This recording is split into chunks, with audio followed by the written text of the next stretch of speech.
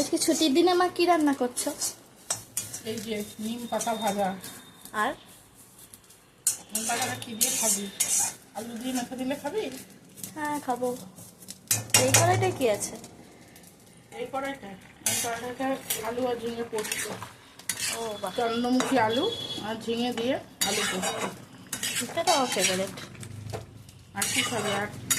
আর করেছি ডাল, হুম, আর করেছি পটল ভাজা। ব্যাস আর কি লাগবে? আমরা শুধু গরম গরম ভাতে সবটা খাবো।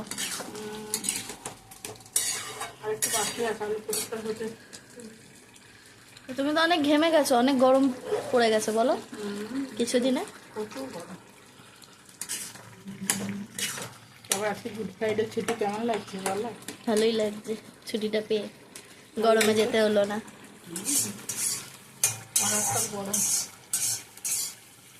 গরম লাগছে। একটুখানি নিম পাতা রেখে দেবো ভেজে, আর একটুখানি একটা আলু সেদ্ধর সঙ্গে মাখবো। আলু সেদ্ধর সঙ্গে মাখবো। কে কে খাও তোমরা আলু সেদ্ধর সঙ্গে নিম পাতা মাখা? আমরা খুব খাই, আমাদের ভীষণ ফেভারিট। আমাদের বেগুন দিয়ে নিম পাতা খেতে যত না ভালো লাগে, তত আমাদের এই আলু সেদ্ধ দিয়ে মেখে বেশি ভালো লাগে খেতে। হেবি মজা লাগে। খেয়ে দেখবে কোনো দিনও, তবে যদি না খেয়ে থাকো। যারা খেয়েছো তাদের আমি আর একটাও কথা বলি না।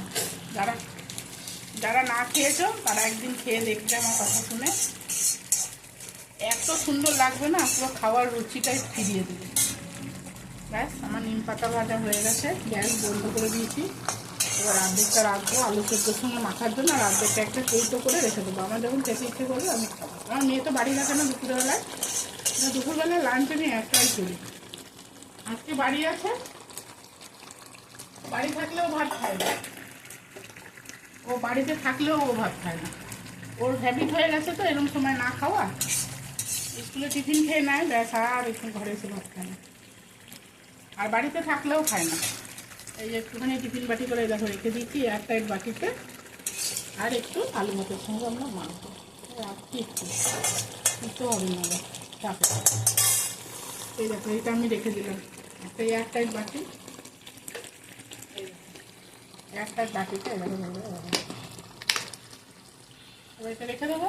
এটা আমার যখন খুশি হয় তখন খাবো। আর করেছি হচ্ছে দেখবে, আর করেছি হচ্ছে এই দেখো পটল ভাজা।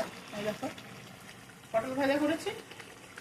আমাদের এই বাড়িতে ডাইনিং নেই, ওই জন্য আমাদের খুব অসুবিধা। আর এই দেখো ডাল করেছি, ডাটা দিয়ে মুসুরির ডাল করেছি। হেভি লাগছে দেখতে। হ্যাঁ, ঝুড়িটা একটু ওঠাতে এটা রাখি।